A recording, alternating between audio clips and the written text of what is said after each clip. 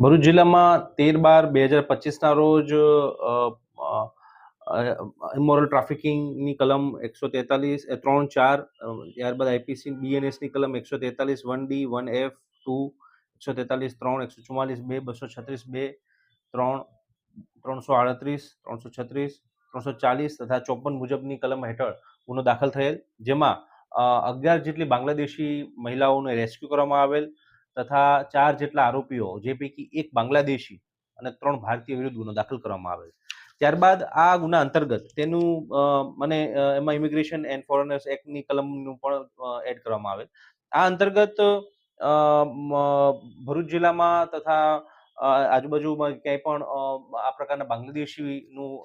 આવાગમન હોય અને એના બાબતેનો જે ગુનો દાખલ થયો છે એ બાબતે સુપરવિઝન માટે મહેરબાન એસપી સાહેબ ભરૂચ દ્વારા એસઆઈટીનું ગઠન કરવામાં આવેલ તથા નાયબ પોલીસ અધિક્ષક અંકલેશ્વરને તેને સુપરવિઝન અર્થે એસઆઈટી અધ્યક્ષ બનાવવામાં આવેલ. તે અંતર્ગત એસઆઈટીની કામગીરીના ભાગરૂપે અત્યાર સુધીમાં કુલ 70 જેટલી બાંગ્લાદેશી મહિલાઓ અને એને રેસ્ક્યુ કરવામાં આવેલ છે. 70 જેટલા લોકોને રેસ્ક્યુ કરવામાં આવેલ છે, જે પૈકી એસઆઈટી અંતર્ગત 58 જેટલા બાંગ્લાદેશી લોકોને રેસ્ક્યુ કરવામાં આવ્યા છે, જે પૈકી 49 જે છે એ મહિલાઓ જે છે અને 9 જેટલા જે છે એ પુરુષોને બાંગ્લાદેશીઓને રેસ્ક્યુ કરી અને તેમને આઈડેન્ટિફાઈ કરી અને હાલ તેમની કાયદેસરની કાર્યવાહી પણ કરવામાં આવી રહી છે. આમ ભરૂચ જિલ્લામાં અંકલેશ્વરમાં બાંગ્લાદેશીઓ જે ગેરકાનૂની રીતે ભારતમાં વસવાટ કરે છે અને ગેરકાનૂની પ્રવૃત્તિ કરી રહ્યા છે અથવા કરી શકવાની સંભાવના છે, તેને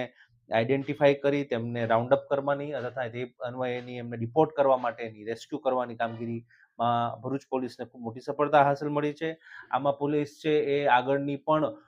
લાર્જર કોન્સ્પિરન્સી કોઈ હોય કે જેમાં કોઈ પ્રકારના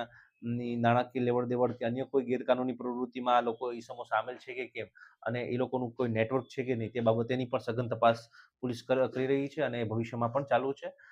કેટલાક આરોપીઓ આમાં નાસ્તા ફરતા પણ છે, જેને પણ આગળ પોલીસ છે એ પકડવાની કોશિશ કરી રહી છે અને એ બાબતની તપાસ ચાલુ છે. સર, આ મોટાભાગે બાંગ્લાદેશી મહિલાઓ અને લોકો કયા વિસ્તારોમાં મળી આવતા હતા અને પોલીસને સીટ બનાવ્યા બાદ એસઆઈટી બનાવ્યા બાદ કઈ તકલીફોનો સામનો કરવો પડ્યો? પોલીસ જે એસઆઈટીની ટીમ જે છે તેનો વ્યાપ છે એ આખા ગુજરાત અને ગુજરાત બહારનો પણ હતો, એટલે પોલીસ જે છે એને બાંગ્લાદેશી મહિલાઓને અંકલેશ્વર, ભરૂચ તથા આજુબાજુના વિસ્તારોમાંથી પણ રેસ્ક્યુ કરી છે અને